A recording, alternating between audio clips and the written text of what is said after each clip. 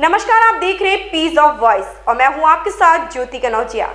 Piece of voice की ओर से सभी दर्शकों को महाशिवरात्रि की हार्दिक शुभकामनाएं एवं बधाई। महाशिवरात्रि भगवान शिव का त्योहार है। भारत के सभी प्रदेशों में महाशिवरात्रि का पर्व धूमधाम से मनाया जाता है। भारत के साथ नेपाल, मॉरिशस सहित दुनिया के कई अन्य देशों में भी महाशिवरात्रि मनाते हैं। फाल्गुन मास के कृष्ण पक्ष की त्रयोदशी को महाशिवरात्रि का व्रत किया जाता है। हिंदू पुराणों के अनुसार इसी दिन सृष्टि के आरंभ में मध्यरात्रि में भगवान शिव ब्रह्मा से रुद्र के रूप में प्रकट हुए थे, इसलिए इस दिन को महाशिवरात्रि कहा जाता है। शिवरात्रि के प्रसंग को हमारे वेद पुराणों में बताया गया है कि जब समुद्र मंथन हो रहा था, उस समय समुद्र में 14 रत्न प्राप्त हुए। उन रत्नों में हलाहल भी था, जिसकी गर्मी से सभी देव दानव त्रस्त होने लगे। तब भगवान शिव ने उसका पान किया। उन्होंने लोक कल्याण की भावना से अपने को उत्सर्ग कर दिया, इसलिए उनको महादेवा भी कहा जाता है। जब हलाहल को उन्होंने अपने कंठ के पास रख लिया तो उसकी गर्मी से कंठ नीला हो गया। तभी से भगवान शिव को नीलकंठ भी कहते हैं। शिव का अर्थ कल्याण होता है। जब संसार में पापियों की संख्या बढ़ जाती है तो शिव उनका संहार कर लोगों की रक्षा करते हैं, इसलिए उन्हें शिव कहा जाता है।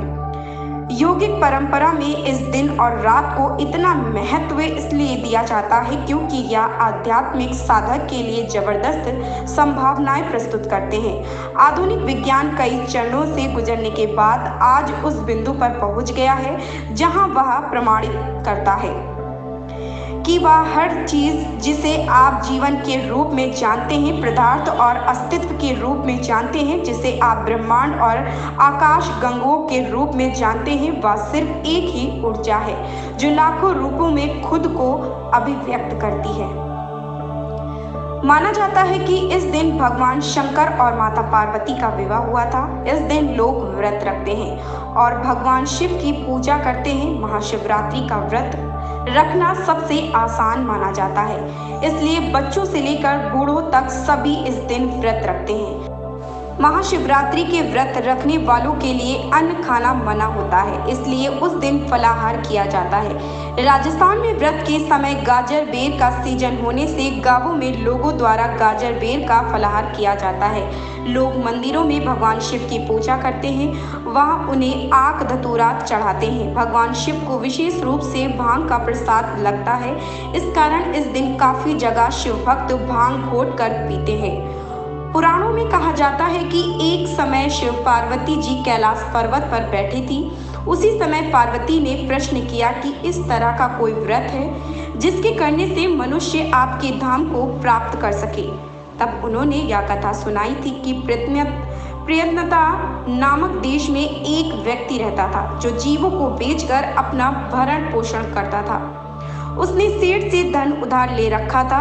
समय पर कर्ज न चुकाने के कारण सेठ ने उसको शिव मठ में बंद कर दिया। संयोग से उस दिन फाल्गुन बदी त्रयोदशी थी।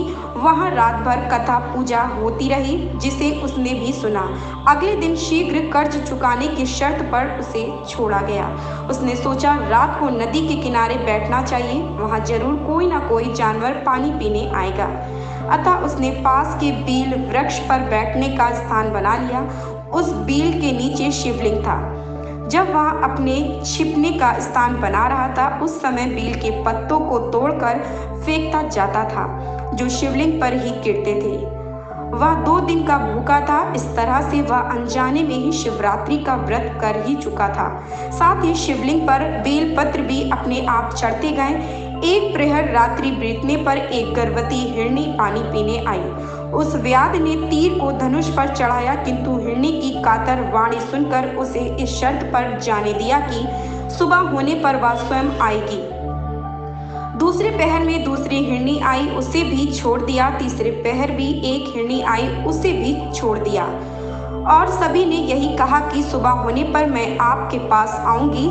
चौथे पहर एक हिरण आया। उसने अपनी सारी कथा कह सुनाई कि वे तीनों हिरनियां मेरी स्त्री थी। वे सभी मुझसे मिलने को छटपटा रही थी। इस पर उसको भी छोड़ दिया तथा कुछ और भी बेलपत्र नीचे गिराए। इससे उसका हृदय बिल्कुल पवित्र, निर्मल तथा कोमल हो गया। प्रातः होने पर वह बेलपत्र से नीचे उतरा। नीचे उतरने से और भी बेलपत्र शिवलिंग पर चढ़ गए। अतः शिवजी ने प्रसन्न होकर उसके हृदय को इतना कोमल बना दिया कि अपने पुरानों पापों को याद करके वह पछताने लगा और जानवरों का वध करने से उसे घृणा हो गई। सुबह वे सभी हिरनियां और हिरण आए। उसके सत्य वचन पालन करने को देखकर उसका हृदय दुग्ध सा धवल हो गया और वह फूट फूट कर रोने लगा। महाशिवरात्रि आध्यात्मिक रूप से सबसे महत्वपूर्ण है। इस रात धरती के उत्तरी गोलार्ध की स्थिति ऐसी होती है कि इंसान के शरीर में ऊर्जा कुदरती रूप से ऊपर की ओर बढ़ती है। इस दिन प्रकृति इंसान को अपने आध्यात्मिक चरम पर पहुंचने के लिए प्रेरित करती है। गृहस्थ जीवन में रहने वाले लोग महाशिवरात्रि को शिव की विवाह वर्षगांठ के रूप में मनाते हैं। सांसारिक महत्वाकांक्षाएं रखने वाले लोग इस दिन को शिव की दुश्मनों पर विजय के रूप में देखते हैं।